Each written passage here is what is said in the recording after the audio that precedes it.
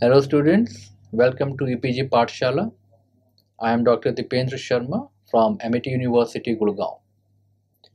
Today we are going to talk on a module Hypothesis Testing, Type 1 and Type 2 Errors, One-Tailed and Two-Tailed Tests under the paper Quantitative Techniques for Management Decisions. After reading this module, students, you should be able to distinguish between Type 1 and Type 2 errors. You should be able to understand the concept of level of significance and power of test. You should also be able to distinguish between one-tailed and two-tailed tests. You should know about the suitability of the test statistics when sigma is known, when the sigma is not known, and apply a suitable test statistics when the data is qualitative in nature. Now, once the data is cleaned and ready for analysis, hypothesis testing is undertaken. It is used to resolve conflicts between two opposite views on a population parameter of interest. Hypothesis is an unconfirmed statement which needs to be tested empirically in order to explain any phenomena. It is based on assumption or on preconceived notion drawn from the existing theories or practices prevalent in the market. Type 1 and Type 2 errors. Since the decision of a hypothesis is based on the limited sample information, we are bound to make errors. Ideally, we would like to be able to reject the null hypothesis when the null hypothesis is false and do not reject the null hypothesis when the null hypothesis is true. However, we may end up rejecting or not rejecting the null hypothesis erroneously or falsely. That is, many a times the null hypothesis is rejected when it should not, or choose not to reject the null hypothesis when it should be. Principally, while deducing inferences about the population, there is always a threat associated that a wrong conclusion is being made as the decisions are based on a limited sample information. This may cause two types of errors, namely type 1 error, which is denoted as alpha, and type 2 error, which is denoted as beta. The following table summarizes the various decision circumstances surrounding the type 1 and type 2 error. Students, if you see in this 2 by 2 matrix, now there are four types of results that are possible. Let us discuss the first quadrant, which says that the null hypothesis is true and you are accepting a null hypothesis. It means that you have made a correct decision. The second quadrant, if we go right to the first one, is that the null hypothesis was true but we have rejected. It means that it has resulted into a type 1 error. The third quadrant read as when the null hypothesis is false, when it should not have been accepted, we are accepting it. It means that we are committing a type 2 error. But when the null hypothesis was false and you are rejecting it, it means that you are taking a correct decision. Thus, we see that type 1 error occurs when the hypothesis is true but our test rejects it. That the probability of having a type 1 error is called the level of significance. Type 2 error include when the null hypothesis is false but the test does not reject it. That the complement of the probability of occurring of a type 2 error, that is 1 minus beta, is called the power of statistical test. Thus, the power of a test is the probability of rejecting the null hypothesis when it is false and should be rejected, and it is represented as 1 minus beta. It is important to note that although beta is unknown, it is related to alpha, and an extremely low value of alpha will result in intolerable high beta values. What does mean that if we are trying to reduce only one type of error, it may lead to the increase in another type of error. So, it is advisable to balance the two type of errors. As a normal trend, alpha is often set as 0.05 level and sometimes it is set at a level of 0.01. Other values of alpha are rare.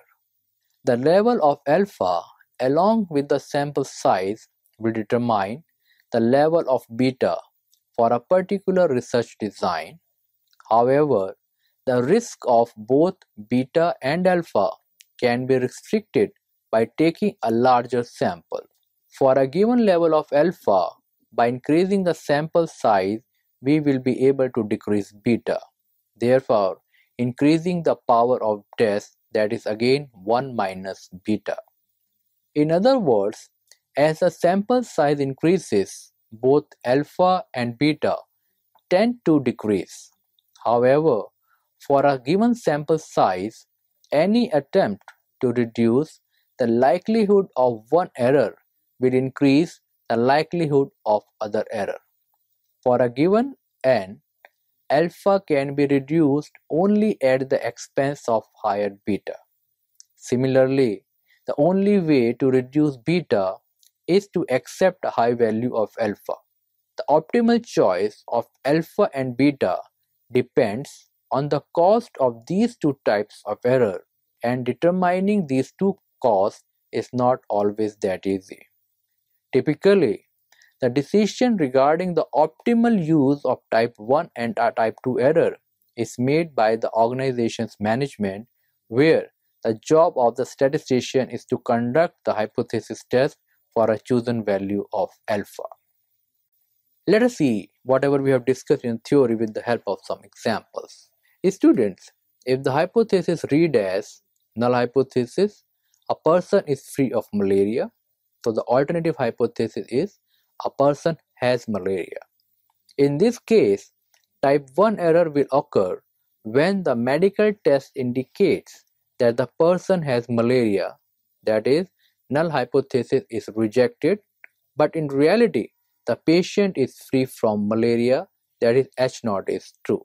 In the similar case, type 2 error will occur when the test indicates that the person is free from malaria, that is, the null hypothesis is not rejected, where in reality he is suffering from malaria.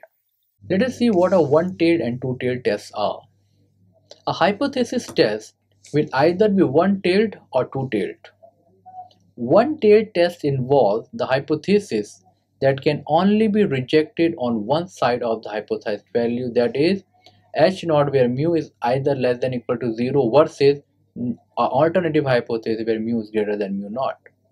In this type of situation, null hypothesis may be rejected only when there is substantial evidence that the population mean is greater than mu naught. It is also known as right-tailed test since the rejection of the null hypothesis occurs on the right side of the hypothesized mean. Similarly, if the hypothesis read as that is null hypothesis where mu is greater than mu naught versus the alternative hypothesis mu is less than mu naught, it can only be rejected on the left side of the hypothesized value. Such tests are also known as a left-tailed test. In a two-tailed test, students, the null hypothesis can be rejected on either side of the hypothesized value of the population parameter, and it is written as the null hypothesis where mu is equal to mu naught versus alternative hypothesis where mu naught is not equal to mu naught, where mu naught represents the hypothesized value of the population mean. If the null hypothesis is rejected, it means that the true parameter does not meet the hypothesized parameter. So let us now see the hypothesis tests which are concerning to one population only. So hypothesis test of the population mean when the population standard deviation is known. This is situation 1, that we are going to conduct a hypothesis test in a situation when the population standard deviation is known to us. But student, as you know that it is not very common to be aware of the value of the population standard deviation. However, there are instances when is considered fairly stable and can be determined from previous experiences. Under such conditions, standard deviation is treated as known. A hypothesis test regarding the population mean mu is based on the sampling distribution of the sample mean represented by x bar. In particular, It uses the fact that the expected x bar value is equal to mu and the standard deviation of x bar is equal to sigma upon under root n. Also, in order to implement the test, it is essential that the sampling distribution of x bar follow the normal distribution. It should be remembered that x bar is normally distributed when the underlying population is normally distributed. If the underlying population is not normally distributed, students, then by the central limit theorem, x bar is approximately normally distributed if the sample size is sufficiently large or when the sample size is greater than or equal to 30. The hypothesis testing procedure simply enables us to determine whether sample evidence is consistent with the hypothesized under the null hypothesis. Consider the hypothesis H naught mu is equal to mu naught versus alternative hypothesis where mu is not equal to mu naught, where mu naught is the hypothesized value of the population mean. If the given value of the sample mean, that is x bar, from mu naught, it does not necessarily mean that the sample evidence is inconsistent with the null hypothesis. Perhaps the difference can be explained by pure chance. The basic principle of hypothesis testing is to first assume that the H naught is true and then determine if the sample evidence contradicts this assumption. This principle is analogous to the scenario in the court of law where the null hypothesis is defined as individual is innocent and the decision rule is best described innocent until proven guilty. The value of test statistic for the hypothesis test of a population mean mu, where the population standard deviation sigma is known, is computed as that z is equal to x bar minus mu naught divided by sigma upon under root n, where mu naught is the hypothesized population mean.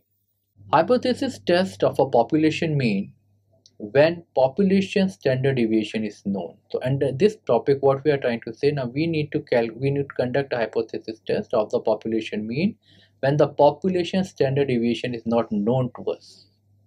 Because so far we have considered hypothesis test of those population mean under the assumption that the population standard deviation was known to us.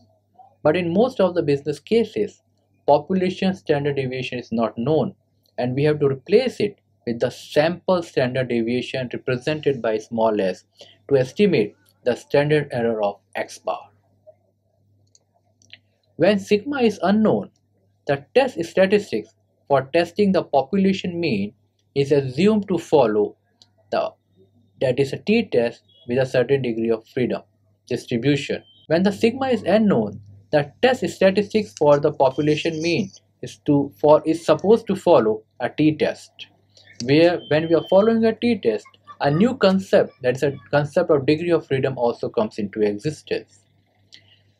And its value is computed as t at a given level of degree of freedom is sample mean minus mu divided by the standard sample deviation divided by under root n. As I just told you, where small s represents the sample standard deviation, df, which is representing your degree of freedom, and mu is your population mean. Another situation that arises during the hypothesis testing is when the population proportion is given to us. Sometimes the variable of interest is qualitative rather than quantitative. While the population mean mu describes the quantitative data, population proportion represented by P is used as a descriptive measure when the variable under the consideration is qualitative in nature. It is defined as the probability of success, that is, probability of a particular outcome.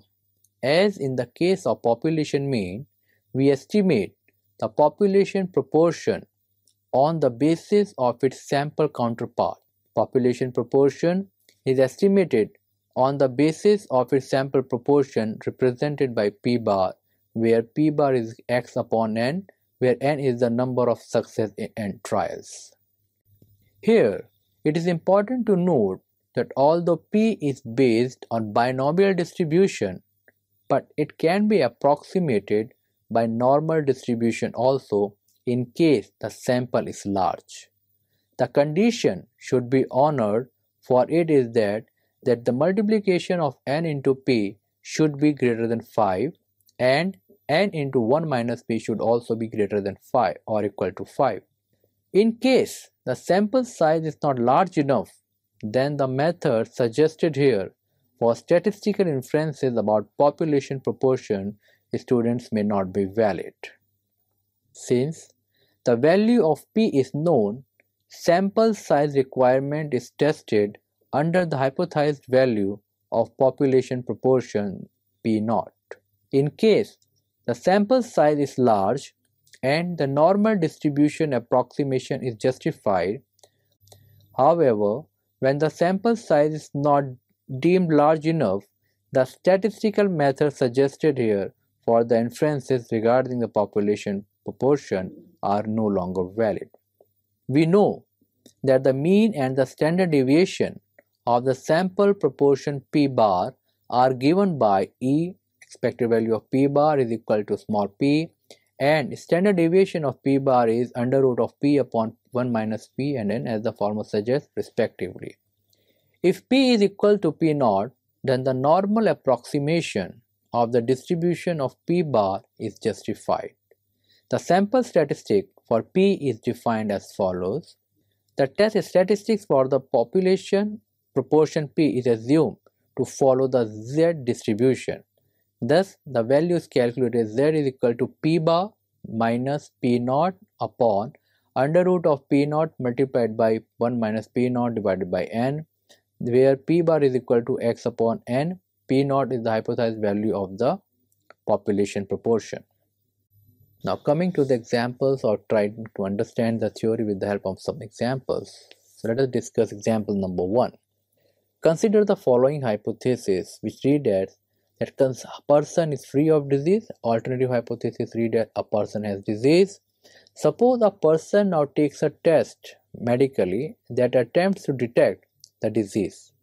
Discuss the consequences of a type 1 and type 2 error. In case of type 1 error occurs when the test indicates the person is having a disease, that is, a null hypothesis is rejected, whereas in reality a person is free from disease. This is also referred as false positive. In case the type 2 error occurs, that is, when the medical test shows that he is not having any disease, but in reality he is having the disease, it is also known as false negative. Let us take another example in where the null hypothesis reads an accused person is innocent. Consequently, the alternative hypothesis will be an accused person is guilty. So in case type 1 error is a verdict that finds that the accused is guilty, rejecting the null hypothesis when he is actually innocent. The type 2 error is due to the verdict that concludes the accused is innocent when in reality he is guilty. In the third example, we see that there is a research analyst which disputes a trade group's prediction that back age spending will average rupees 606, that is 606.40 per family this year. She believes that the average back to school spending will significantly differ from this amount. She decides to conduct a test on the basis of random sample of any 30 households with school age children. Now, analyst concludes a mean as rupees 622.85.